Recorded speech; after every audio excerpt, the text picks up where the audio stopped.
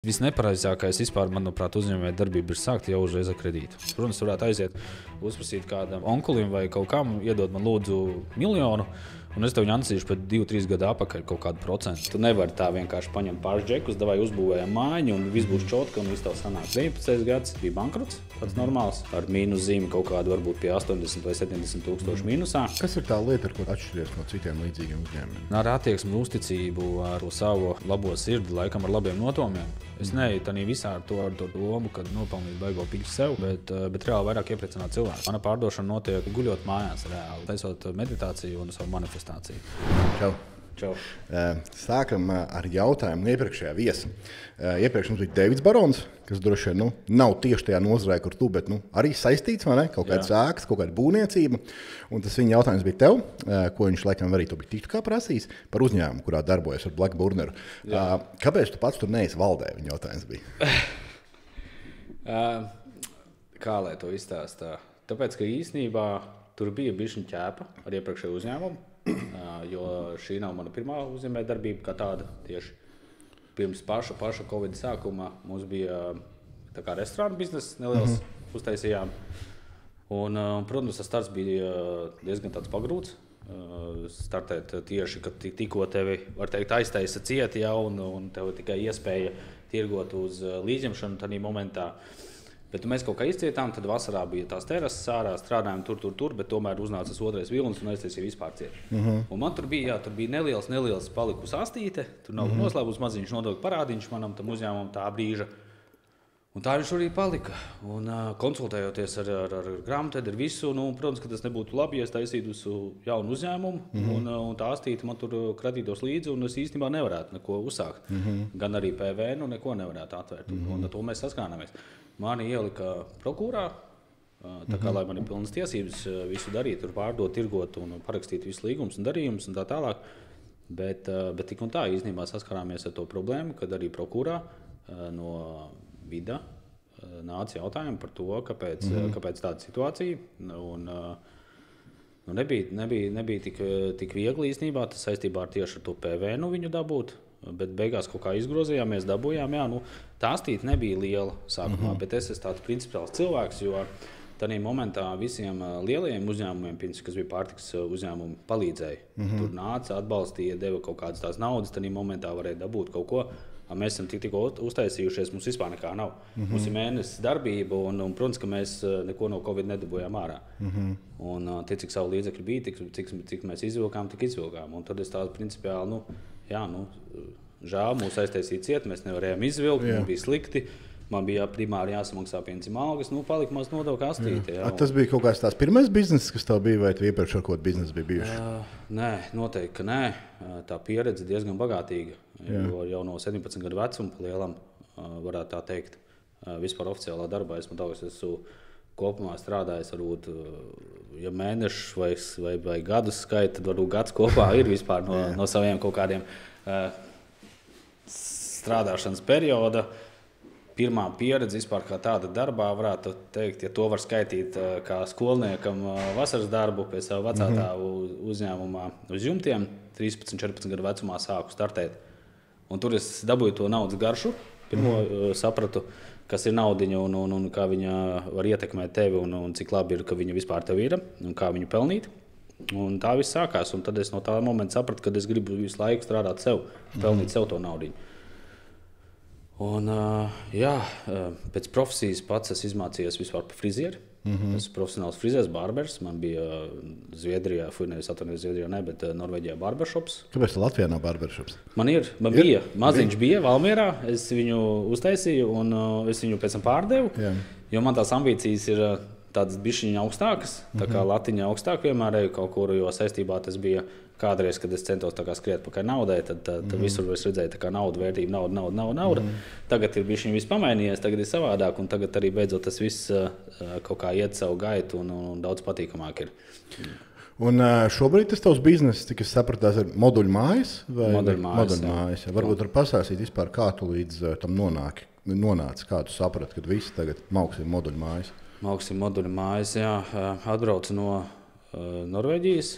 Tas bija laikam 18. 17. gadā, es jau sāku braukt patstāvīgi, man tur palika barbershops, kur cilvēki strādāja. Un neliels bija tāds tā kā arī pirmā tāda celtniecības iepazīšanās bija arī Norvēģijā. Tā tēma nav vispār bijusi man sveša, jo, kā es saku, man vecumdēvam bija uzņēmums ar jumtiem, un tur celtniecība, jumtu maiņa, un tas ir kaut kāds jau tas pamats, konstrukcija, koks un tā tālāk, ko es jau apguvu jau tiešām no 11 gadu vecuma. Un, jā, kaut kā sanāca tā, kad atbraucu uz Latviju, vajadzēja kaut ko darīt. Tad, protams, pirmais tas bija tas pats uzreiz barbershopu. Valmierā uztaisījām tā kā vīriešu vizētavu. Viss bija ļoti labi, un tad sapratu, ka man jāiet kaut kur tālāk, ir posmiņš, tad sāku jumtu firmu, tā kā vecātā, teiksim, tā sliedēs iet. Un arī viss tā kā ļoti labi bija, un tad es sapratu, ka interesanti vispār tas notika. Man tā liekas, es pat neesmu tā pats aizdomājies, kā tas ceļš sākās, bet sākās ar nevainīgu vienu mazu skicīti, vizualizāciju un vienu postu Facebookā, kur es uzrakstīju cilvēkiem, ko jūs domājat par šādu māju, vai jums būtu interesanti tādu iegādāties, vai jums viņa tā kā patīk. Nu, tā cena tajā momentā, protams, man tāda vēl tās pieredzes nav. Tā es nevaru sarēķināt precīzi, cik kas izmaksāja. Tad tā cena auga tāda mistiska, tā kā no savu prātu, teiksim, tā, bez pieredzes nekādas. Un man reāli no viena tāda posta parādījās 2, 3 interesanti, kas vēlējās šo māju, un tā es sapratu, ka jāmauc ir. Un tad es pārdevu pirmās pāris mājiņas, sākām būvēt viņas, tad sākās visādas saprašanas par to tēmu, vispār kā tādas, kā tur viss jādara, kas ir darbinieki, tagad es tikai to saprotu, ka tu nevari tā vienkārši paņemt pāris džekus, davai uzbūvējam mājiņu un viss būs čotka un viss tev sanāks. Īstenībā tā nav, jo tur daudz ir apakšā visādas gudras lietas jāzina un viss ir tehniski pareizi jāizdara. Un tas pirmajā reizē, tas 19. Tas jau tad sanāk 19. gads, bija bankrots, tāds normāls, tāds spēcīgs tiešām, ar mīnus zīmi kaut kādu varbūt pie 80 vai 70 tūkstošu mīnusā, kur vēl joprojām vēl kaut kāds astīts ārā, lai tiktu no tā viss, kas bija tur savākt. Bet kā es arī kaut kur teicis to, ka tā pieredze nav, tas gads bija, pieņemsim, tā, ja Rupi saka, vissliktākais manā dzīvē, pieņemsim, kas vien varēja būt, bet tā pašā laikā vislabākais, kas manā dzīvē varēja būt. Jo es ieguvu nenormāli labu pieredzi no tā visa. Tas bankrots kāpēc? Nezināšana, nepareizas tāmes, uzticēšanās nepareiziem cilvēkiem, darbinieku nepareiza izvēle. Un, ja tu ej kā meistars pats, būvē pats tās mājas, tad tu visu kontrolē. Bet, ja tu ej iekšā kā uzņēmējs, tev vajag apakšā labus, stiprus cilvēkus, kas tev to darbu reāli arī izdara. Nevis tu uzticies cilvēku komandai, un īstenībā viņi tev tur varbūt neko nebūvē. Viņi tur nosēž stundas, neizdara darbu, parasa algas, un tu sadedz jau. Jo man tajā momentā bija tā problēma, ka tā tāme man bija tik primitīva, kad peļņa tur nav, pat nedrusciņi, un katrs liekais, tagad saprotot to, kā tas viss strādā, katrs liekais solis bija man mīnus uzreiz. Ja neiekļaujamies termiņos, neizdaram to, vai kaut kas nesanāk, tad tas jau ir mīnus, un tā arī tas izveidojās. Nav tas bizness vispār tāds arī ar ļoti, ļoti mazu peļņu? Pacēlot bišķiņu augstāk mikrofonu. Okay. Nedzird man tik labi, jā? Būs labāk. Nav tā, ka tas bizness ir, principā, tiešām tāds ar ļoti, ļoti mazu peļņu, un kā kaut kas kaut kur tā visu tas mīnusā un vairs netiek Riski ir ļoti lieli. Riski, manuprāt, ir ļoti lieli šajā biznesā. Tagad arī mēs joprojām kaut kādā veidā straglojam, kaut gan es neteiktu, ka tagad iet slikti. Es, kā saku, es uzņēmumā savu darbu izdaru ļoti labi, un tad ir tā tirgošanas daļa, realizācija un tas klients, gala klients, un pēc tam ir garantijas vispārējais, jo mēs jau strādājam tā kā ar mērķi ilgtermiņā strādāt, nevis tur vienu māju uzbūvēt un bankrotēt, paņemt naudu vai neizdarīt darbu. Ja. Tā kā tu uzņēmums arī audzēja tādu mērķi, ka lai mēs esam tāds tā kā, stabils, uzticams un pie kura tiešām var atnākt, un viņš dabūs to gala rezultātu. Jo naudas pirmkārt klientam vispār jāatstāj ļoti liela nauda pie mums ir no starta. Ja? Tas nav tā, ka viņi iemaksā 1000 vai 2, mēs runājam par 20, 30, un ir klienti, kas 100,000 arī maksā, pirmās iemaksas, un tā uzticībai jābūt krietni lielai. Un tā peļņa, tas ir atkarīgs no tā rezultāta, cik tu nomenedžē savu darbu procesu. Pieņemsim, ja tev ir ļoti laba, stipra komanda apakšā, kas zina savu darbu un savus pienākumus, un viņi strādā kaut kādā veidā, varbūt arī uz savām interesēm, lai to ātrāk to izdarītu, realizētu, tad ir iespēja arī kaut ko pašam vairāk nopelnīt. Ja. Bet, ja tev ir pieņemsim kaut kāda cilvēku grupa, kas apakšā varbūt nav tik motivēti, un viņi nestrādā tā, ka, vai es gribu izdarīt te visu simtprocentīgi, bet viņi kaut ko ķep, tur vai šitā, un tas pēc tam manā kā atspoguļojas pēc gada, pēc 2. Braucam kaut ko darām pa garantijām, pārtaisām kaut kādas citas lietas. Ja? Jo to it kā tādā momentā, kad tu nodod to māju, tu it kā kaut ko nokontrolē, viss tas skaisti, bet tad, kā es smējos, jābūt kaut kādam cilvēkam uzņēmumā, kas ar žagaru vai kaut kā tam līdzīgi stāv blakus, un tev vaktē katru procesu, ko cits cilvēks izdarīja. Ja? Un es ar to negribēju saskārties, jo manā izpratnē, pieņemsim, nav stāvēt un kādu audzināt vai teikt, ka tu neesi pareizi izdarījis vai tas pareizi izdarījis. Ja cilvēks atnāk pie manis pirms strādā, viņš saka, es zinu to, es tev uzticos, tu zini to, un es paļaujos uz tevi, ka tu arī to izdari. Ja? Jā, es arī pats strādāju celtniecībā kaut kādi 5 gadi, un man taču tā ir baigā problēma. Reku, teiksim, siltina sienas ar vati, vai ne? Vai tu ieliec precīzi, vai tā, ka puscentrs paliek. Tu nezini, kā cilvēks domā, kāda starpība, bet bišķiņ paliks pāri. Bet beigās to jau tu redzēt siltums zudumos. Protams, tagad viss tās iekārtas, viss pārbaudas, viss, un tāpēc tam darbam ir jābūt kvalitatīvi, ļoti kvalitatīvi izdarītam. Kas ir tie procesi vai tās lietas, kā tu nokontrolē, lai tiešām visu tiktu izdarīts un normāli? Tagad ir pagājuši 2 gadi, pa lielam tikai pagājušo mēnesi. Es esmu dabūjis tiešām stipru vadītāju, kas pārņem to visu vadīšanas procesu un arī kontrolē to visu rezultātu. Tad man ir vieglāk, man ir caur vienu cilvēku tas viss ir jāizrunā, viss ir jāsaprot, nekā man jāiet pie katra cilvēka atsevišķi un jāpārbauda tie darbi. Tur, viņš tā kā pārņem tās lietas, tieši kvalitāte, pieredze viņam jau ir ļoti stipra un tiešām zinošs cilvēks, jo es pats celtnieks neesmu. Es ne inženieris, ne arhitekts, nekādas tādas man zināšanas pašam nav. Man ir deksme par to, ko es daru un tā, teiksim tā, vispār tā mana būtība uzņēmumā ir tā, ka salikt šos visus punktus kopā, lai tas viss strādā kā viens vesels, teiksim tā, ja? Un lai tas gala rezultātā tas klients ir ļoti priecīgs un apmierināts. Ja? Tad mans uzdevums to visu ir sakopot. Ja? Tā ir stipra komanda, kas to realizē, tad ir grāmatvedība, tad ir finanses, tad ir reklāmas, tad ir pārdošana, ja? Un tas viss liekas kopā, un lai tas viss veidojas viens vesels. Un es tur esmu kaut kur, bet man te tev jautājums, jebkurš bizness, principā ir vienāds. Tas, ko tu nosauc, atrast labu pārdošanas komandu, mārketingu, tu šito to. Kāpēc tu esi celtniecībā, nevis kaut kādā nozarē, kur ir mazāki riski?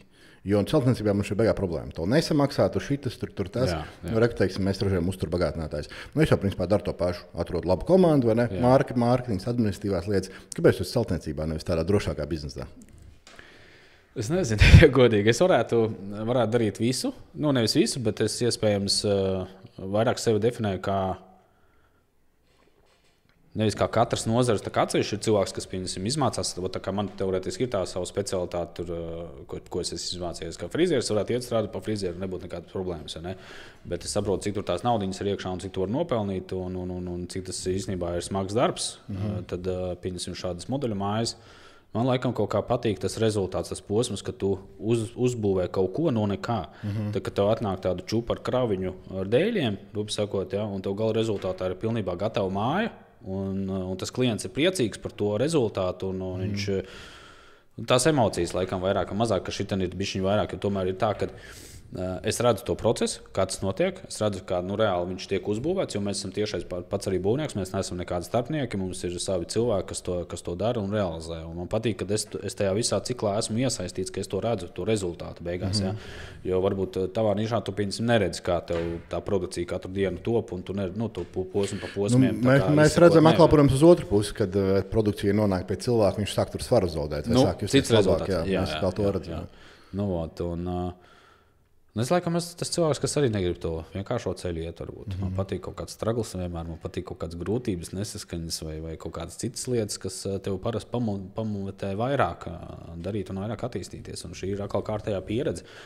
Neizdosies šis lieta, ja kaut kas tam līdzīga. Iesim, darīsim kaut ko citu, kā attiecīgi šobrīd. Kāpēc tieši moduļu mājas, nevis kaut kādas, gāzbetona, vēl kaut kādas dzelzbetona, ķieģeļi? Tas stāsts par to 19. gadu, kad mēs sākām viņus būvēt. Mēs sākām būvēt pie klienta uz vietas. Un Man celtniecība pati, kā saka, vienkārši valodā strojka vai kā viņi tur definē, nepatīk. Man nepatīk tas bārdaks, kas pie klienta notiek, un ka klients tev visu laiku ir uz vietas, un tas rada lielāku stresu. Un, ja tev ir 500 darbinieki, kas to stresu mazāk iztur, viņš nav produktīvs tajā momentā. Ja? Mēs jau arī katrs, es jau nevaru par katru savu cilvēku, kas man strādā, atbildēt konkrēti katru dienu. Ja? Viņam ir savas veselības problēmas, viņam ir savu dzīvi, savu bērnu un tā tālāk. Ne? Un ja tur aizbrauc 500 cilvēks, kas nav tur pie klienta kaut kādā, nezinu, mūdā tur īstajā, ja, un nevar kvalitatīvi savu darbu veikt, un tas klients jau redz to visu un kontrolē, un tad vairāk tā kā ķēpas, manuprāt, vai ne? Protams, ir meistari, kas var izdarīt savu darbu, bet viņi tie ir tie meistari, kas paši arī uz sevi strādā, un viņi paši arī savas mājas būvē pie paši privātajā sektorā saviem klientiem. Ja. Man kā veidot ražotni, uzņēmumu lielu, kur apakšā ir, pieņemsim, vairāk cilvēku, kas strādā, un gala rezultāts ir tas klients, tad ir izvērtējot to visu. Es sapratu, ka labāk ir taisīt šādas mājas vienā vietā un uzbūvēt gatavu un iedot klientam gatavu. Lai viņam neko nav jādomā. Viņš atnāk pie manis, iemaksā iemaksu, reāli paiet nākošais periods, mēs ar viņu komunicējam, mēs rādām viņam bildes, stāstam, kā mēs esam būvējuši, ko mēs esam likuši viņa sienās un visu viņam parādām. Viņš iemaksā otru daļu, mēs viņam nobeidzam produktu. Viņš reāli pēc tam vispār neko, viņš dzīvo savā mājā vai kur viņš tagad atrodas, tas nav svarīgi. Viņš strādā, dara savas lietas, un viņam pilnībā nekādas galvasāpes nav. Viņam nav jāiesaistās tur, nezinu, kad atnāk dienu no darba, pastāst ārpats kāds te bārdaks, vai tur, nezinu, nav izdarīts tas, vai izdarīts šitas, bet viņš gala rezultātā saņem kvalitīvu preci no mums, neiespringstot uz to, kā tas viss process ir gājis. Viņam mierīgāk, mums mierīgāk, visi ir priecīgāki. Protams, ir savi, skatoties, kurš ko meklē, pieņemsim, ja? Ir kaut kādi plusi moduļu mājām, un ir, protams, arī kaut kāda varbūt savu mīnus moduļu mājām, ja? Un tas jau atkarīgs, ko tas klients arī grib. Tā kā, kā vispār izstāstā ražotne, cik daudz cilvēku tur strādā, cik ilgs ražošanas process mājā ir? Tas ir atkarīgs no projekta, protams, tas ir atkarīgs no kapacitātes. Šobrīd mēs strādājam pie tā, lai to mūsu procesu paaugstinātu, teiksim, tā kapacitāti, lai tas ātrums būtu. Tas bija īstenībā tas struggles lielākais līdz šim, kad ir jāveic tie projekti ātri un kvalitatīvi, lai arī tu kaut ko pats arī varētu kā uzņēmums attīstīties un iet uz priekšu. Ja. Tāpēc tas ir ļoti svarīgi tur veidot savu komandu. Līdz šim mums ir bijuši stabili 8 cilvēki, plus es, vadītājs 9-10 grāmatvedība, tur reklāmas tā tālāk, vēl atsevišķi tirgotāji, un tā komanda var būt kaut kādi apkārt vispār tur 3D zīmētājs, kas taisa vizualizācijas, pēc tam arhitektu un tas, un tur līdz 20 cilvēkiem iesaistīt, varbūt uz vienu māju, pieņemsim projektu, ja. Bet šobrīd mēs, taisam 16, 17 mājas tagad, jā, vienlaicīgi. Cik vienlaicīgi nē, bet visi iet pēc tāda tā kā termiņa, jā, bet tagad ir tā, ka iespējams, ka mēs arī paši beidzot varēsim attīstīties un iet solīt uz priekšu, un tā komanda gan jau ar laiku atkal izaug, bet līdz ar to man arī jāskan līdzi, lai nodrošinātu arī tiem darbiniekiem darbu ilgtermiņā, teiksim tā, jā. Ja no sākuma mums bija varbūt tāda mazāka komanda kā 4 cilvēki, un mēs tirgojam tur varbūt vienu māju, teiksim tā, kad uz 2 mēnešos, jā, tad tagad tā tendence ir tāda, ka mums ir vairāk cilvēku, man jācenšas vienu māju vismaz, kā minimums katru mēnesi nopārdot. Jā. Un 24. gadā cik mājas kopā pārdeva? Jā. Cik mēs pārdevām mājas, es jau godīgi neesmu skaitījis, tās ir 11. Tās ir noteikti 11, bet visinteresantākais manā sfērā ir to, ka man tā lielākā tirgošana sākas, ja godīgi, no oktobra, novembra, decembrī. Jo vasaras vidus ir tad, kad klienti īsti nepērk. Ir vasara, un viņi jau saprot, tie, kas grib pirkt, viņi jau ir nokavējuši pēc idejas. Un tie, kas jau tā kā laicīgi domā, tie parasti nopērk jau ziemā, lai viņiem uz nākošo gadu, kā tagad sākas, mums pagājušajā gada oktobrī mēs noslēdzām pirmo ļoti lielu darījumu pa 10 mājām. Tas priekš mums kā jaunu uzņēmumu, kurš tiktu tagad noslēdz 2. gads, ir ļoti liels deals. Un plus vēl papildus kaut kādas 5 mājas atsevišķi, un plus vēl kaut kādi mazie darbiņi iekrīt. Tā kā tie projekti sakrita oktobrī, un reāli mums jau tā realizācija notiek tikai šī gadā. Un tas arī atspoguļojas, piemēram, uz kaut kādu gada pārskatu un finansēm un tā tālāk, jo pirmās iemaksas tikai tiek veikts daļēji, un es jau godīgi šogad jau startēju šī gadā jau ar kaut kādiem 200,000 jau iestrādātiem, teiksim tā, kas stāv līgumos iekšā. Ja. Un, tā grūti tā pateikt, ja skaitītu, cik ir notirgots, vai skaitītu, cik ir realizēts, tad tie skaitļi atšķirās. Ja? Tas, realizācija varētu būt kaut kādas vismaz 15 mājas. Tas atkarīgs no dažādu projektu. Ir mazāks, ir lielāks, pirtis, kempinga, 48, 42 kvadrātmetru mājas visādas. Kā notiek tā pārdošana? Ir pārdevēji, tu esi pārdevējs? Pārdošana, tas ir interesants jēdziens. Es nezinu, kā lai to izstāstu. Es konkrēti, tas varbūt tā kaut kā, es nezinu, vai cilvēki vispār ir kaut kādā tādā informācijā gatavi, bet mana pārdošana notiek, kā es smējos, es kaut kur to stāstīju, guļot mājās, reāli guļot mājās, taisot meditāciju un savu manifestāciju. Viss ir mana pārdošana. Un tas viss atnāk pats pie manis. Protams, atnāk paši īstie cilvēki, kuri paši mums, es esmu baigi aktīvs sociālajā vidē, bet kaut kur esmu ievērots jau, un cilvēki tie, kas teiksim, tā, ir uzrunājuši, viņi paši mūs uzrunā. Tur raksta, forši tu mājas, es tur gribētu pamēģināt, man tur Zviedrijā ir pazīstamie, es tur varētu patirgot tavas mājas, vai es tur varētu tur uz Vāciju, uz Islandi un tā tālāk. Sākumā, kad vēl līdz tādam teiksim, tā, nevis līmenim, bet tādai situācijai, ka mani jau uzrunā cilvēki, kas gribētu mūsu produkciju, teiksim, tā mēģināt tirgot, tad, protams, bija mēs, Facebooks, grupas pilnas, viss tur pērk pārdod Valmiera pēc, pārdod Smilteni un tā tālāk. Tajās grupās likām iekšā intensīvi, un tad es tā kā pats no sevis to tirgoju. Kaut kādas maksas reklāmas arī laižat?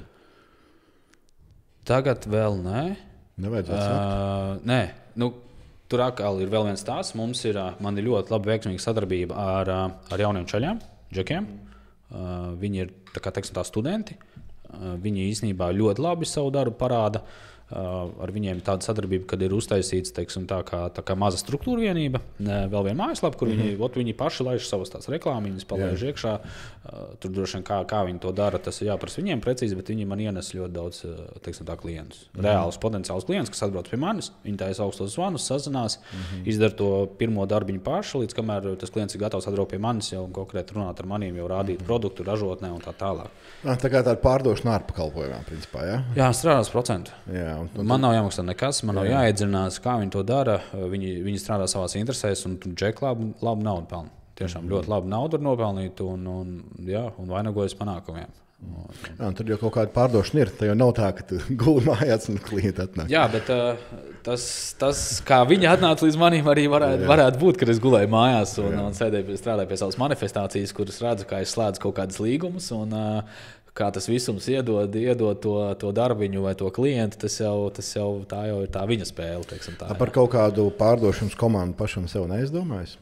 Mēs tagad kaut ko sākām domāt. Es tāds, tā kā pēc skoroskopa esmu svari, tad es baigi mētājos. Man tur vienas tāpas, otras tāpas, un tad tās idejas, kad es tagad gribu, lai ir komanda, kas strādā, tirgo un kaut ko dara. Biju arī ciemos pie Kaspar Rojas, runāju ar viņiem arī par sadarbību, un noteikti, kad sāksim ar kaut kādu vienkāršāku Google un tā tālāk, un kaut kādas reklāmas laidīsim. Bet arī jāsaprot, ir tā kapacitāte, ko es varu vispār pavilkt. Es jau varu to komandu taisīt spēcīgu un ņemt tos darbus daudz, bet man no sākuma savu ražošanu jāsakārto tā, ka mēs zinām, ko mēs varam izdarīt. Jā. Jo mēs tagad gribam savu attīstīt ražotni, un tur arī investīcijas ir nepieciešamas lielas iekšā. Un es esmu tas cilvēks, kas nemīl kaut kādas aizdevumus ņemt un kaut kādas finansējumus apakšā. Tas varbūt tas lielākais mīnus, jo vienmēr straglējam kaut kādām ar naudas plūsmām. Bet gan jau, ka mēs kaut kā nostabilizēsimies un tad varēsim sākt. Jo, sākums ir jādabū stiprs pamats tev, lai tu realizētu šos visus projektus. Jo pārdošana manā skatījumā, es neteiktu, ka tas ir vieglākais posms no šī visa, bet ātrākais posms no šī visa. Jā. Galvenais ir, lai arī ir atdevi otrā pusē. Jā, jo pārdot es varu kaut kādā 20 mājas, ja man neviens nav, kas viņas izpilda. Tas ir diezgan čābīgi. Kas ir tā lieta, ar ko tu atšķiries no citiem līdzīgiem uzņēmumiem? es nezinu, ar attieksmi un uzticību, ar to savu, kā saka, labo sirdi, laikam ar labiem nodomiem. Es neeju tādā visā ar to domu, kad nopelnīt baigo piļu sev, bet reāli vairāk iepriecināt cilvēkus. Es startā bija tā doma, kad es pastījos tur, es īsti arī konkurences tā neskatu, neko nepētu, bet, jā, man ir laikam svarīgi tas klients. Jo daudzi lielie uzņēmumi, kas strādā manā nozarē, viņi visi uzreiz tendē uz eksportu. Viņi domā, tur ir nauda, davai maucam uz eksportu. Manā vērtībā bija tas, ka jāstrādā sākumā šeit, Latvijā, uz saviem cilvēkiem, jāpalīdz saviem cilvēkiem. Jo tad, kad tev atnāk, pieņemsim, pensionārs gados, un viņš visu dzīvi ir strādājis un tagad grib atpūsties, un grib savu mazu dāčiņu nopirkt. Tas ir, liekas, baigi krūta, un tā jau tam cilvēkam varbūt ir grūti un finansiāli, un tu vari kaut kādā veidā palīdzēt, un es vienmēr dodu kaut kādas atlaides, ekstras vai kaut ko tam līdzīgu. Tiešām tā, ka es beigās varbūt kaut ko neko nenopelnu no tā visa, bet toties man ir viens, es jūtos, ka es kaut ko labi izdarīju, teiksim tā, šajā sfērā. Es skatījos mājaslapā, bija māja melnā krāsā. Viss mājas melnā krāsā. Vispār jautājums bija, par ko mēs atšķiramies. Mums ir, mēs arī dedzinām dedzinātās apdares. Tas ir tāds mūsu bonus, ko mēs dodam mūsu klientiem, ka mums ir tā apdara, ko varbūt daudz nedod. Un ties iekšējais interjers varbūt ir atšķirās no citiem. Arī kaut kādas lietas, kā kāds koka jumts, pieņemsim, nevis metāla standarta jumti. Kaut kā mēs mēģinām atšķirties nedaudz ar to savu pievienoto vērtību, kā teiksim tā. Jā. Tā dedzināšana, kāds tas process ir? Šobrīd ar iekārtu. Startā pats personīgi ar degli. Ar degli pirmos dēļas dedzināju ar degli startā. Tad kaut kā arī tas bija īstenībā tas tāds arī starp posms, starp to lielo bankrotēšanu un sākšanu kaut ko jaunu. Un sāku to, kad es sāku dedzināt apdares dēļus. Tas tādā Skandināvijā, tur štatos, ne, bet Amerikā tur jau bija tā kā iestājies populāri un visi tur atpazīst to materiālu un saprot, Latvijā baigi nē. Tagad sāk, nevis pamosties, bet saprast, ka tās vērtības, kāpēc tas materiāls ir nepieciešams, kāpēc viņš varbūt ir labāks nekā krāsots dēles un visus tos plusus, un cilvēkiem ļoti sāk patikt tas materiāls. Un tagad mēs arī no šī gada sāksim viņu vairāk, intensīvāk, piedāvāt cilvēkiem, reklamēt, jo startā kaut kādā tādā pašā 20. gadā varbūt mēs jau pirmās apdares kaut kādas sākām dot, un tad bija tā, ka varbūt bija kaut kādi 3 vai 4, ieskaitot mani vispār, kas piedāvāja kaut ko tādu Latvijā. Jā. Tā kā es teiktu, ka mēs esam pat vieni arī no pirmajiem, kas kaut ko tādu sākuši darīt, bet ir tādi citi, kas ir aizgājuši tikai tajā virzienā, bet es esmu tāds vienmēr nepacietīgs un es negribu tur baigi ilgi ņemties un gaidīt kaut ko, tad man jāiet uz priekšu, un tad es sapratu, ka labi, tagad cilvēki varbūt mazāk pērk šo apdari, davai es viņiem došu savu produkciju no manas dedzinātās apdares. Jā, tad. Tas process, tie dēļi tiek apdedzināti un pēc tam viņus kaut kā apstrādā? Viņi tiek apstrādāti, protams, jā. Ir kādus veidus tu gribi, ja ir ogles veids, ir birstēts, mazgāts, eļots, tāpat tās arī pēc tam var nokrāsot, pēc tam var nobeidzēt, un tie procesi ir ļoti dažādākie. Skatoties, kādu rezultātu tu pats gribi, teiksim tā, redzēt gala iznākumā. Jā. Un cik vispār tā dedzināšana sadārdzina to pašu procesu, un, teiksim, māja ar tādu dedzinātu apdaru, māja bez? Mums, ja man būtu jārēķina to, kā normāli, ja pieņemsim, ka ir moduļmāja ražotājs, un tad ir kaut kāda materiāla, kurus tu pēc, ja man būtu pašam jāpērk apdara, tad viņi ļoti kosmiski dārga sanāk, tur kaut kādi grupi reiķinot pie 40 eiro par kvadrātu. Jā, to māju tur 100 kvadrāti, aiziet visu apkārt apdara, plus tur mēs tā kā piedāvājam savu jumtu, pīrāgu, koku. Ja. Tad beigās man tur tā fasāde viena izmaksā 4000 uz to mājiņu.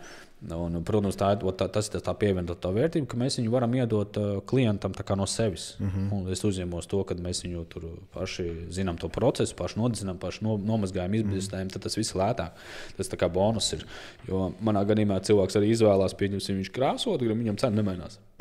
Cena tā pati. Tā kā tā dedzinātā ir tā kā jā. Tas bonusiņš. Bet tad jau visi izvēlās dedzināto, ne? 90%, jā. Jā, 90% gadījumos izvēlās tieši dedzināto, un arī mūsu koku jumta pīrāgu izvēlās arī, ja viņiem pastāst to visu. TikTokā filmē tās mājas liec iekšā? Mums ir man TikToks ir īstenībā tā platforma, kur kur vispār var redzēt visu manu uzņēmēju darbību. No pirmās dienas reāli. TikToks man bija mēnesi ātrāk, man bija TikToks nekā es uzņēmu, laikam taisīju. Un tur ir viss no pirmās dienas. Tur var redzēt, kurā vietā mēs ražojām, kā mēs attīstījāmies no tās vietas, kā mēs pārvācāmies uz to vietu, kādas mājas mēs esam uzražojuši, kādi klienti mums ir. Es tur pilnībā visu stāstu. Kur mēs tur īrējam ofisus vai kādas mēs apdars liekam, kādas materiālus mēs izmantojam, kādas mums sadarbības veidojās. Jā. Tā kā ir spēcīgi daudz. Saturs, cik daudz lietas iekšā? Centos vienu video dienā, bet ir periodi, kad nesanāk. Ir periodi, kad sanāk varbūt 2-3 video. Tagad īstenībā mums ir arī ieplānota rītdien arī filmēšana pašiem savam saturam. Un šogad esam gribam tā maukt tā nopietnāk un vismaz 2-3 video dienā taisīt. Bet vēl neesmu tā kā sācis to latiņu. Es domāju, ja tu lietas un es neesmu redzējis īpaši, tad vienkārši vajag vairāk. Pieļaut domu, ka jā, viennozīmīgi, jā, jo tas viens video droši vien arī viņš kaut kur izlec un ne visi redz pa mani un ne visi zina. Jā. Jo tas, ko mēs šobrīd liekam, ir aptuveni 15 dienā.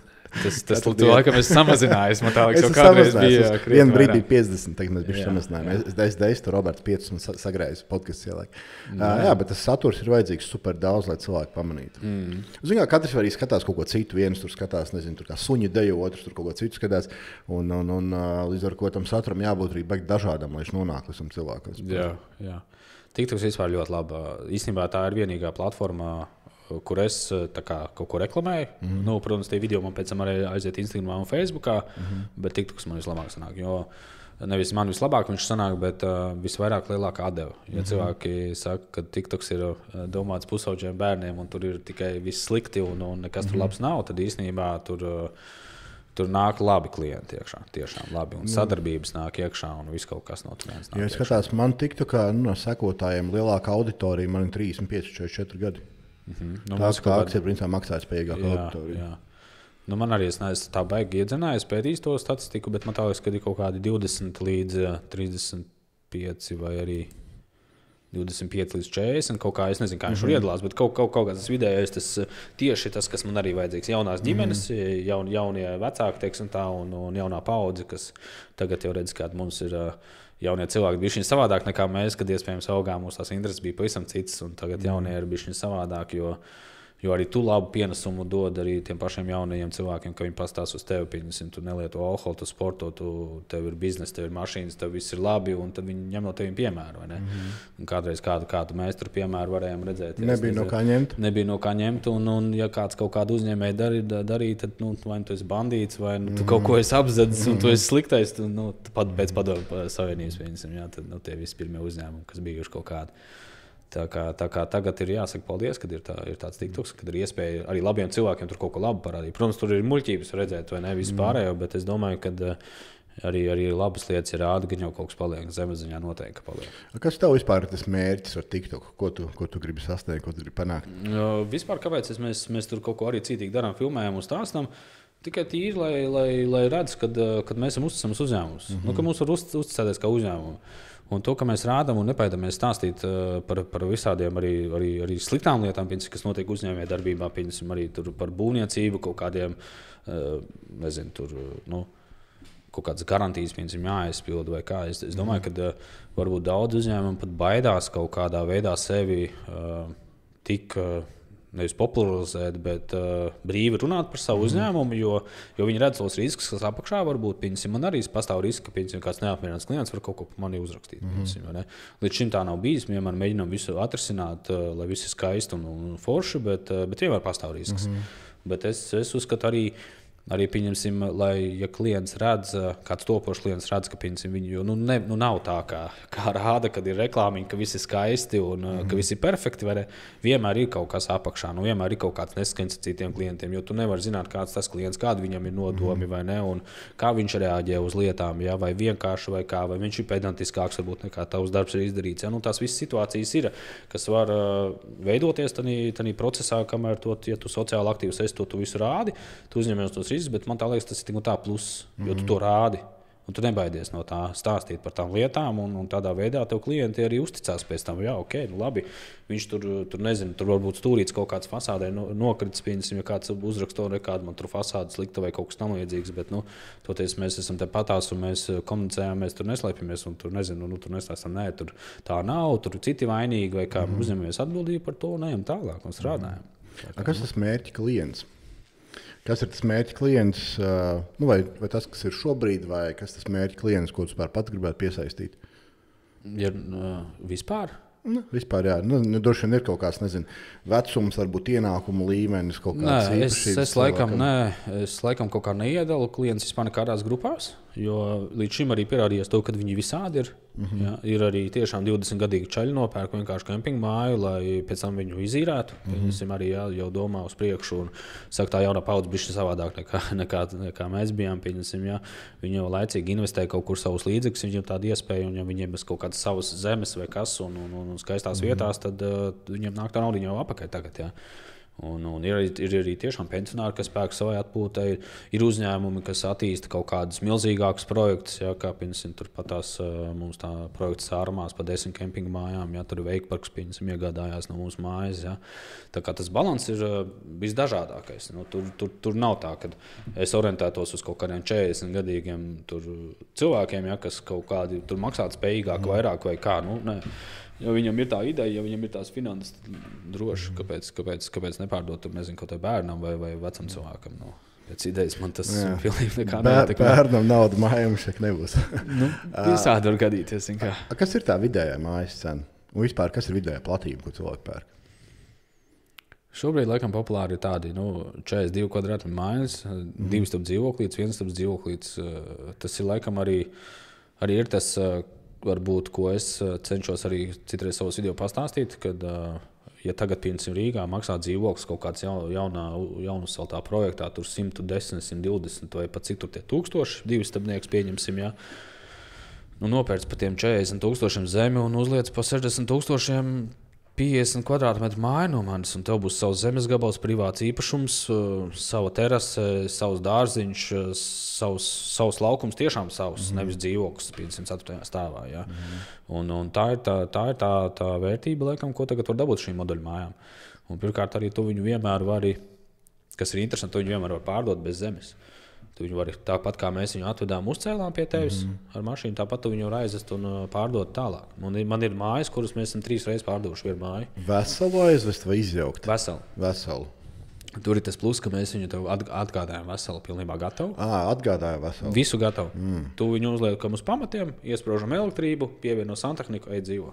Kas notiek, ja māja ir 200 kvadrātmetru, kā jūs gatavu atgādājat? Tad viņa no paneļiem, nevis paneļiem, bet vairākiem moduļiem sastāv. Viens moduls, no 4 kādiem. Jā. Ir 2 stāvu projekts, tur 190 kvadrātmetri, viņš maksā kaut 200 vai pat pār 300,000 ar PVN, bet viņš sastāv no 4 moduļiem ar iekšējo 170 kvadrātmetru iekšējā platību, pieņemsim. Jā. Ja uzņēmumu pērk māju, viņi PVN dabūna atpakaļ? Viņi PVN dabū atpakaļ, ja tu esi PVN maksātājs, bet nav reversais PVNs. Jā. Latvijā viņi tur atcēla, tikai kaut kādiem tur attiecīgi koku materiāliem viņš strādā. Bet, ja tu piemēram pēc kā uzņēmums no manis šobrīd kaut kādu vienalga kādu māju vai moduļu vai tur lielu vai mazu, tad tas PVN tev dzēšās nost. Jo es tev rakstu rēķinu ar PVN, tie ir tavi izdevumi. Un tu viņu pēc tam nodzēs nost, tavs PVN atnāks atpakaļ pēc tam, protams. Cik daudz pērk uzņēmumu, cik daudz privātpersonas? Tad, kad ir iespēja izstāstīt, ja jums ir iespēja dabūt uzņēmumu, tad cilvēki ir pārdomā to lietu. Jā. Bet teiktu, ka 50, laikam varētu tā teikt, jā. Jo ir tas sloks, ir nodokļu sloks liels Latvijā, un tur neko neizdarīsim. Protams, ka, ja mēs tā godīgi rēķinām, tad 21% ir vienkārši klients, kas privāti pērk izmet viņu ārā to naudu. Viņš jau ir par to naudu jau samaksājis nodokli, strādājot, pieņemsim, ja viņš viņu ir uzkrājis pats. Labi, ja viņš jau paņem bankā, bet tāpatās tur tev alga rāk ar nodokļiem, tu nomaksā nodokļus, tad tu tur ej uz priekšu, jā, bet... Tur neko mēs neizdarīsim. Jā. Igaunijā ļoti daudz, Igaunija, pieņemsim, viņiem ir izdevīgi no latviešiem pirkt tagad moduļu mājas, jo viņiem šogad arī pacēla PVN 25%. Un tur, ja pērk ar uzņēmumu, tad ir reversais PVN. Tad nav jāmaksā vispār. Citā valstī. Eksports tā kā, jā. Tā kā, jā, un, protams, es nezinu, tās moduļu mājas... Laikam, jā, tas, ka tu vari variēt to īpašumu, pēc tam ir bijuši savādāk nekā, ja tu uzceļ, jo no moduļu māja, no koka karkas mājas jau baigi neko neatšķirās. Pīrāgi jau tāda paša ir. Mājas konstrukcija jau tas pats ir, tikai tas, ka mēs viņu tev atvedam un noliekam, un tur tev atved paneļus un uzbūvē uz taviem lielajiem pamatiem. Jā. Bet tad viņi ziemā normāli tur, ja? Tas mājas. Nav tā, ka ziemā augsts, tur minus 30 grādos. Nav augsts. Pieņemsim, ja tu būvē līdz 60 kvadrātmetriem māju, tad teiksim, tā ir kaut kāda normatīva, kas ir jāizpilda kā dzīvojamās mājas standarti. Pēc Eiropas standartiem tās ir mājas virs 60 kvadrātmetriem. Tagad ir tāda nianse, ka daudzi pērk līdz 60 kvadrātmetriem. Pirmkārt, nevajag lielo projektu, viegla saskaņošana, un arī izmaksas bišķiņ savādāks ir. Bet tas efekts ir tieši tāds pats, kā jebkurā normālā dzīvojamā mājā. Tur nav atšķirība. Tev nebūs tā, ka tur moduļu kā mājā tur būs augsti, bet karkas mājā tur būs silti. Tur viss tieši tas pats, tikai salikts vienā modulī un aizves pie tevis. Pamata atšķirība ir to, kad liek uz krūpāļiem to māju, vai uz betonētiem pāļiem, vai uz kaut kā tam līdzīga.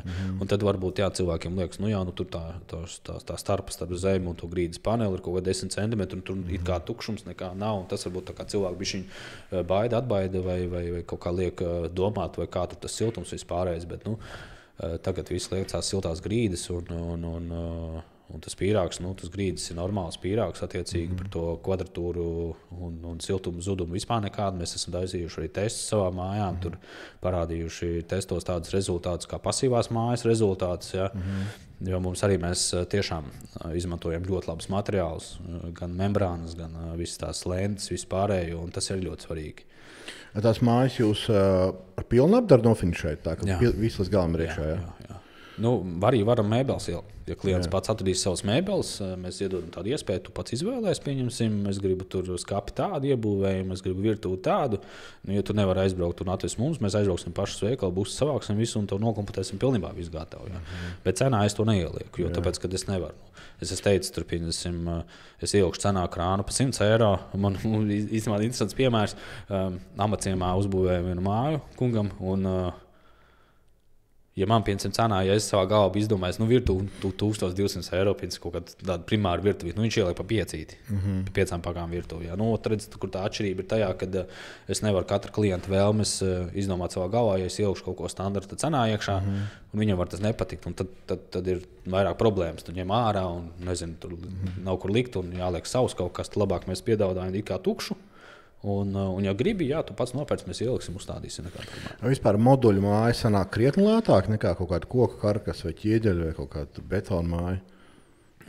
Es tāds baigais tirgu pētnieks vispār neesmu, es nezinu, godīgi. Ja piemēram, moduļu mājai, tā vidējā cena mums ir, es neteiktu, ka pati vairs lētākā.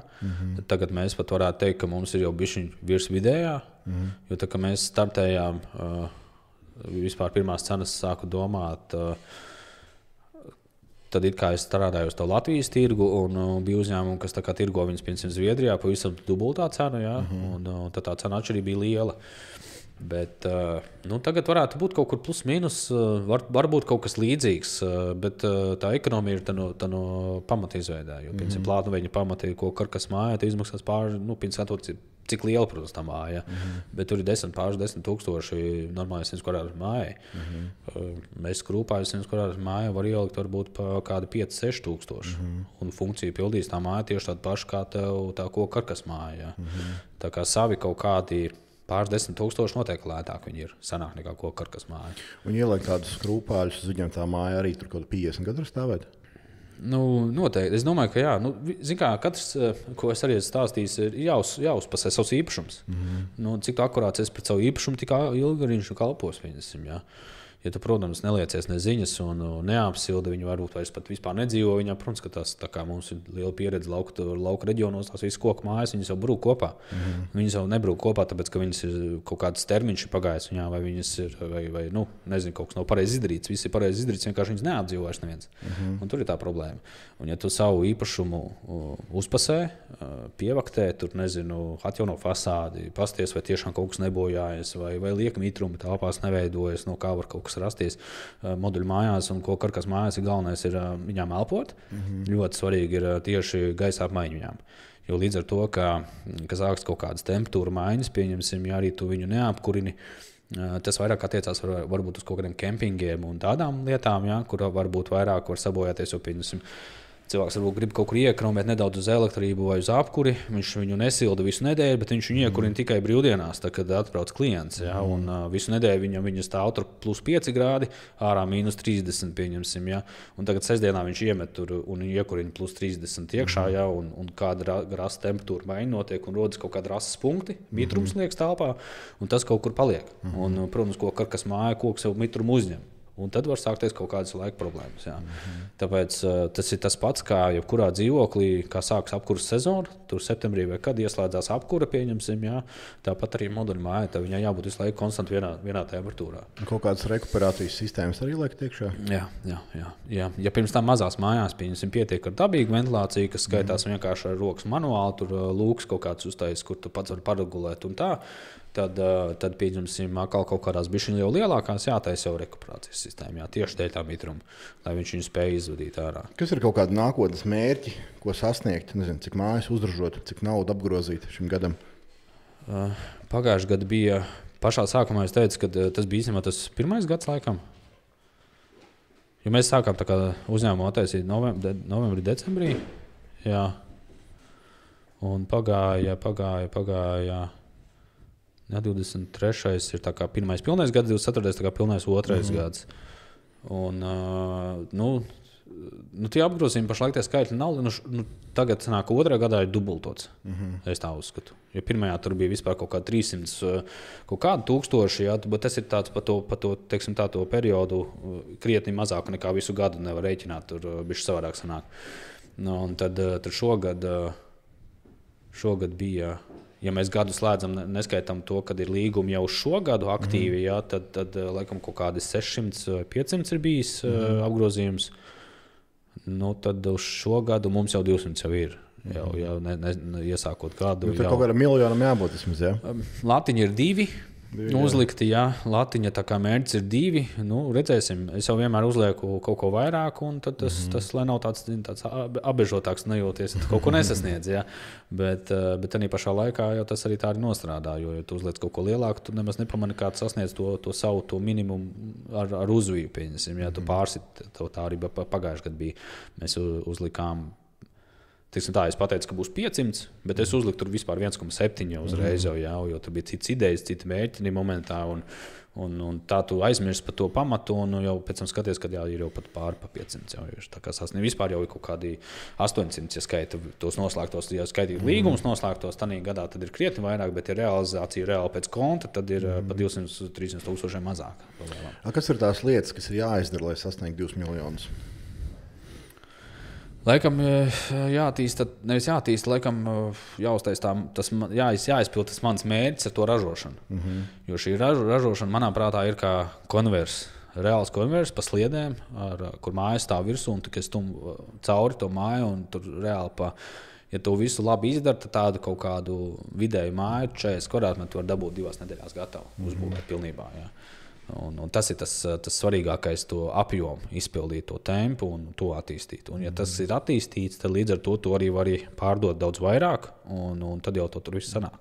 Tad vajag advancētāku ražošanu? Jā, jo daudzi, kas sāk, viņi arī pie tā apstājās, jo, kad tu sāc tu uzņēmē darbību, vienalga kāda, manā sfērā ir īpaši, kur tu ražo šīs moduļu mājas vai pirtiņas vai kas, un ja tu pats jau joprojām strādā un tu nevari tikt nekur tālāk, jo tu pats viņu uzbūvē, un viss, un tad tev nākošā māja jābūvē, un tu būvē viņu kā pats nākošo. Bet ir jāuzņemās tas risks, ka jāuzvod visu tā ražošanu, jāņem cilvēki, lai viņi to dara un to attīst tālāk to savu uzņēmēju darbību. Un tad tu vari kaut kur tālāk tikt. Un ļoti svarīgi ir, lai šie procesi visā apakšā ir sakārtoti tiešām un lai viņi strādā. Tu esi pats bijis kaut kādās tādās ritīgi nopietnās, milzīgās moduļu māju ražotnēs? Es nevazājos riņķī. Nē. Es nebraukāju riņķī, es neko nepētu, es neko neskatu. Man ir sava ideja. Droši vien, ka tā ideja, ko es gribu realizēt, ir jau sen jau kaut kur. Ja? Es pieļauju domu, kad man ir, pieņemsim, arī tagad vadītājs, kas pie mums strādā. Viņš bija Vācijā ļoti milzīgā ražotnē. Tur ir tā, ka tur ir es negribu pārlikt 40 mēnesī, viņi bliež augšā kaut kādas mājas, ja, tur pieņemsim, ja nu tiešām arī pēc konverta principa viss tur ar 10 miljonu investīcijām un tā tālāk, ja, bet šī gadījumā to, kad es esmu bez investīcijām un cenšos visu izdarīt pats, tad man tas process ir grūtāks. Protams, varētu aiziet uzprasīt kādam, nezinu, onkulim vai kaut kam, iedod man lūdzu miljonu, un es tev ņancīšu pēc 2-3 gadu apakaļ, pieņemsim, ja, ar kaut kādu procentu, ja. Un tad tas process būtu vieglāk. Es varētu ar to naudu tagad variēt, varētu ražot, un taisīt, varētu šito attīstīt, ņemt darbiniekus, reklāmā guldīt un ko. Kāpēc tā nedara? Tas man tā liekas nav pareizi. Nav pareizi, jo viss nepareizākais vispār, manuprāt, uzņēmēja darbība ir sākt jau uzreiz ar kredītu. Manā skatījumā. Vienalga, kaut vai tavā nozarē tur produkcijai vajag vai pieņemsim, man tur instrumentiem vajag vai kam, un ja tu aizēji uz banku, paprasti 5 vai 10, tāpēc, ka tu gribi sākt savu uzņēmēju darbību, tu jau esi mīnusā jau startā. Tev ir jau maksājums, pirmais jau jāveic. Kā būtu uztaisīt no otras puses, uztaisīt mājām iepriekš pārdošanu? Cilvēki samaksā kāds par 20,000 un tā rēķina attīstīt, ražot un saražot. Un cilvēkiem piedāvāt, tāpēc, ka viņi maksā pirms tam, nezinu, kaut kā izdevīgāk to visu. Nē, mums jau tā arī tirgošana tā arī notiek. Līdz šim arī tā arī ir, ka mums maksā, teiksim tā, šobrīd 40% pirmā iemaksa klientam, lai mēs viņu vispār sāktu realizēt un strādāt ar viņu projektu. Un tad tikai ir pēc 50% izdarīt darbu, ir nākuši 40%. Es domāju, tādā lielākā apjomā uzreiz šodien 30 mājas vienā dienā notirgot. Un tad sākt visu attīstīt. Jā, gan jau, ka jā, bet tu katram tam klientam, kurš tev nopērk to māju, tev jāiedod termiņš ir. Un tev jābūt ļoti gatavam pirms tam jau. Tā, ka ja tu gribi tādu soli spērt, tad tev jābūt ir apmēram aizmugurē jāstāv 30 džekiem arī, kas ir gatavi, vai šodien mums ir tie darījumi noslēgti, reku jums ir vieta, ejiet un mauc. Jo tur sagatavošanās process arī ir nepieciešams tam visam, jo to ražotni arī to visu nevar uzbūvēt. Vienu mēnesi jau pagājušajā gadā sākām, mums ir savs maziņš zemes gabals nopirkts un sākām jau kaut ko to ražotni savu tur tā kā plānot un veidot. Bet tur jau vien tāda elektrība pieslēgta jau 3 mēneši. Jā, jaunu pieslēgumu dabūt. Tas jau tur viss jau tu esi jau ārpus kaut kādiem deadlineiem, un tāpēc šogad mēs arī aizgājām uz kaut kādām pagaidu telpām, lai būtu zem jumta.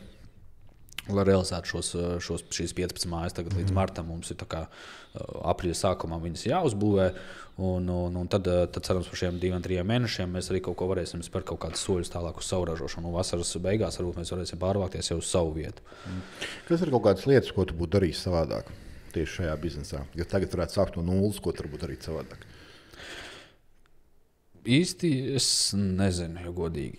Man tā grūti pateikt, neesmu par to domājis, vai es varētu darīt kaut ko savādāk, jo parasti mēs baigi cilvēki varbūt domājam, ka mēs baigi kaut ko varam izdarīt savādāk. Teiksim tā, īstenībā mēs, ja tā no kaut kāda cita skatu punkta paskatās, tad lietas paši no sevis notiek, un mēs viņus baigi ietekmēt nemaz nevaram. Ir tā, ka, ja tas tev ir lēmts un tev tas sanāks, tad tas sanāks. Ja tev nesanāks, tad nesanāks. Un tu tur vari pēc tam domāt, kā būtu bijis tā vai kā būtu bijis šitā, un tas ir... vai es tagad kaut ko darītu savādāk, es nezinu īstenībā. Droši vien kaut kādas tādas, tā kā es arī strādāju pie cita satura, veidoju arī vēl tur papildus citu saturu, kur es stāstu, man tur būs tāda kā, es nezinu, vai tas vispār ir kaut kas tāds dzirdēts video grāmata, 18 veidi kā bankrotēt, un tur es stāstu savu pieredzi. Un tajā pieredzē es stāstu, ko nevajadzētu darīt. Kāpēc tieši 18? Tie bija tādi kaut kādi mani 18 posmi, kam es dzīvē izgāju cauri, kas traucē tev attīstīt savu uzņēmēju darbību, vai tevi var novest līdz bankrotam. Viņus jau var droši vien vēl vairāk savākt, bet tādi paši tādi pamata galveni kaut kādi tādi posmi. Jā. Tas ir sākot jau no kaut kādas alkohola lietošanas, azartspēlēm un citām lietām, kas tev var traucēt tavu uzņēmēju darbību. Bet īpaši jauniem cilvēkiem, kas domā, ka es tagad attaisīšu firmu, es tagad maukšu, man tagad būs pārdošanas, viss sanāks, bet tādā pašā laikā tu piekdienā sēdi bārā vai kaziņškā un spēlē pokeri, jā, pieņemsim, jā, un jau izmanto savu uzņēmumu naudu, pieņemsim, jā, un tu ceri, tas viss kārtībā, es tur uzgriezīšu piķi, viss būs normāli un tādas lietas. Jo daudzi mēs, daudzi arī, kas kaut ko stāsta vai motivē cilvēkus, visi stāsta, kā nopelnīt naudu. Bet neviens nav teicis, kuri tie riski, kam tev jāiziet cauri, ar ko tev jārēķinās, ko tev nevajadzētu startā jau darīt. Jā. kā arī tev mentāli jābūt gatavam, tev garīgi jābūt gatavam, tev jābūt augstās enerģijās, lai vispār kaut ko izpildītu. Jā. Tev jābūt pašam sevi no sākuma jāsakārto, pirms tu vari iet kaut kādu solīt tālāk. Jā. Tu nevari gultā sēdēt, graukt čipšus un cerēt, ka es tagad taisīšu uzņēmumu un man viss sanāks, jā, ja tu pats sevi neesi nostādījis. Kas ir tās lietas, kā tu sev sakārto prātu? Kas tev palīdz kaut ko sasniegt biznesā? Jā, grūts jautājums. Es nezinu, kas man palīdz kaut ko sasniegt biznesā. Es saku, es esmu savādāks. Es lietas daru bišķiņ savādāk nekā citi varbūt. Es uz visu skatos savādāk. Man ir kaut kāda cita varbūt domāšana par visu. Un mana sakārtošana reāli savu realitāti veidoju ar savu zemapziņu strādājot. Un es tagad esmu pilnīgi atdevies tam ciklam, un es uzticos tam ciklam, un man tur arī nāk tādas brīnumainas lietas, kuras es vienkārši pats sev izskaidrot nevaru, un kur nu vēl citam paskaidrot. Ja es tāku stāstīt kādas, kas notiek, ja es kaut ko tur, teiksim, tā savā manifestācijā izdaru, un kāds realizējās, un pēc tam kādu visam viņš teiks, tu neesi normāls, tā lietas nenotiek. Ja, tur vispār es pretrunā pret kaut ko, kas šajā realitātē mums ir teikts un kā mums ir jāiet. Vai ne? Bet laikam pats svarīgākais ir sevi sakārtot. Vienkārši atrast to savu lietu, kam tu notic un jātic tikai vienīgi sev. Tu nevari klausīties arī, ko tev varbūt citi stāsta vai kā, bet kamēr tu neticēsi savām spējām, kamēr tu neesi gatavs reāli uzņemties atbildību par to, ko tu arī dari, tikmēr jau tu vari maukt, cik tu gribi. Mēģināt, cik tu gribi, un tāpēc arī cilvēkiem nesanāk, bet tas ir vislabākais, ka jāceļās augšā un jāmēģina vēlreiz. Līdz kamēr atnāk tas klikšķis, ka tu pēkšņi saproti, man tagad ir nevis jāsaņemās, bet viss es zinu, kā vajag. Un tas ir vienkārši viens moments, kad ir tas grieziens, ir vai nav. Kā tu domā, kā salikt šo kopā? Pirms tam tu teici, ja kaut kas tur nav lēms, to neizdosies. Ne? Bet no otras puses, lai kaut ko sasniegtu, tev ir kaut kas jādara un to nesanāks. Kā saprast, kurā brīdī šis nav priekš tevis, un kā saprast, kurā brīdī šis ir priekš manis vienkārši kārtīgāk jāmauc? Vai varbūt kā tu pats to saproti? Es arī kāpu 2 reizes uz vienu grābekli, arī par tām pašām moduļu mājām. Es jau vienreiz biju bankrotējis, nevis moduļu mājām, vispār kaut kādu tādu veidu. Es nezinu, tas viss vienkārši notiek pats no sevis. Tur tā grūti pateikt. Tu jau jūti, vai tev ir, vai tev nav. Pa lielam. Tev ir pašam tā sajūta iekšējā jānoķer. Ja tu kaut vienā momentā, tad, kad tu sāc šaubīties par kaut ko, tu jau viss jau neesi pareizā vietā. Ja tu jūti, man šis nesanāks, vai tev kaut kādas problēmas, tu jau viņus piesaisti ar vien vairāk ar tām savām domām. Tev jātīra savs prāts un jābūt ar vienu fokusu uz vienu virzienu. Un ja tavs viens virziens ir tas, ka tev viss sanāk un tu redzi gala rezultātu, un tu jau dzīvo tajā gala rezultātā, kaut gan viņš šī realitātē vēl nav. Un tu tici man, tu vienā punktā būsi jau tur, un tad tu atversies, viss jau ir kārtībā, esmu šeit, man viss sanāca, viss ir labi. Ja? Un tāpēc vajadzētu vienkārši sākt ar sevis iekšējo sakārtošanu, prātu, izdzēst visas tās negatīvās lietas no savu prāta ārā, domāt pozitīvi un iet uz savu mērķi vienkārši. Un tās lietas pašas nāk pie tevis, tur kā magnēts pēc tam strādā. Vienkārši. Un kas varbūt ir tā viena lieta, ko ieteikt cilvēkam, kas tikko grib sākt, teiksim, uzņēmēju darbību, uz ko viņam koncentrēties, lai izdotos? Ja viņam nekādas iekšējās problēmas nav, nav nekādi savi nepārliecinātības vai šaubas, ka tev kaut kas sanāks, tad ir tikai jāmauc. Viss pats no sevis notiek. Tur viss sakārtojas. Tev atnāk īstie cilvēki. Tā kā ir tie teicieni, es biju īstajā laikā, īstajā vietā. Īstenībā nē, tas bija tavs brīdis, ka tam visam bija jānotiek. Un tādā momentā, kad tu jūti, ka tam visam jānotiek, notiek brīnumlietas. Reāli tev atnāk tādi darījumi, par kuriem tu varēji sapņot. Ja tu saties uz ielas cilvēku, tāpat labi, es arī ar tevi tagad runāju, varbūt ne par velti mēs esam satikušies, varbūt ar laiku kaut kas varbūt izdomās no maniem māju nopirkt. Ja? Visādi var gadīties. Ja? Tā kā viss tas pats par sevi sakārtosies. Vienkārši jātic sevi, ir nenormāli jānotic sevi un jāmauc. Tas nav tā, ka tev tagad ir, es nezinu, es teiktu, tagad, ja tu gribi tur, nezinu, uzsākt savu kafejnīcu un tagad lasi tur visu par to vai šito no sākuma sevi tiec galā. Esi gatavs tam vispār, vai tu varēsi to pavilkt, vai tu nevarēsi pavilkt. Jo biznesa nav viegls. Arī stresa līmeņa ziņā, arī visām šitām lietām jāaiziet cauri, jo nevienmēr viss ir tā, kā mēs sociāli visu parādām. Viss ir skaisti, ļoti daudz grūtības, ar kurām jātiek galā. Un tas ir, kā tu risini šīs grūtības un problēmas. Pieņemsim, tu uz viņām var reaģēt divējādi. Tu vari, bļaut, psihot, būt negatīvs, tev atkal nesanāca, vai tu arī vari kaut ko pamācīties un būt pozitīvs. Tagad ir kaut kāds problēmiņa. Bet, davai, es nenogrūzīšu sevi, atkal nenostādīšu kaut kādā tādā sliktā vibrācijā sev, bet tieši otrādi, kaut ko centīšos izvilkt no tā sliktā ārā, tieši labo, vai kaut ko atrast, kas tev palīdzēs tikt tālāk.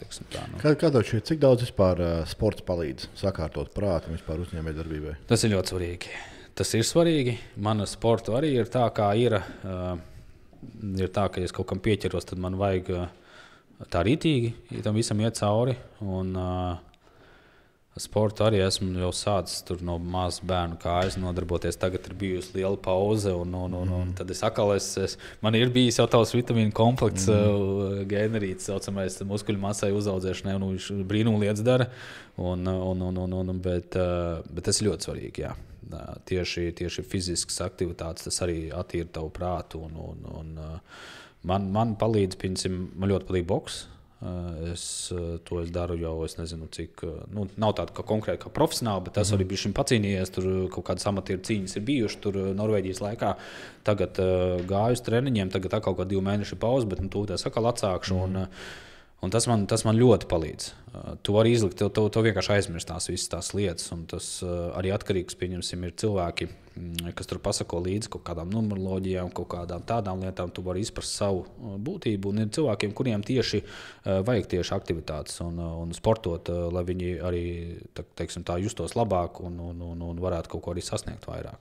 Bet viennozīmīgi tas ir tavs ķermenis, tev viņš jāuztur labā formā. Tas ir Tev vairāk nekā par to arī nav īstenībā šajā pasaulē. Un, ja tu par to savu ķermeni izties slikti, tur ēd neveselīgi un nezinu, un tur lieto alkoholu, narkotikas, un tu dzen sevi vienkārši kāpā pēc tam.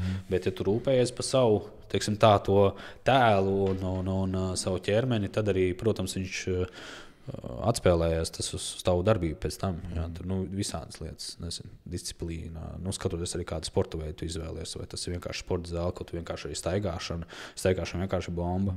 Tur arī padomāt, tu vari visu izdarīt. Jā, tā kā tu tur esi tikai ar sevi un neviens cits apkārt netraucē. Tā kā tas arī labs ir. Jā. Un nofinišējam tad ar tavu jautājumu nākošajam viesim.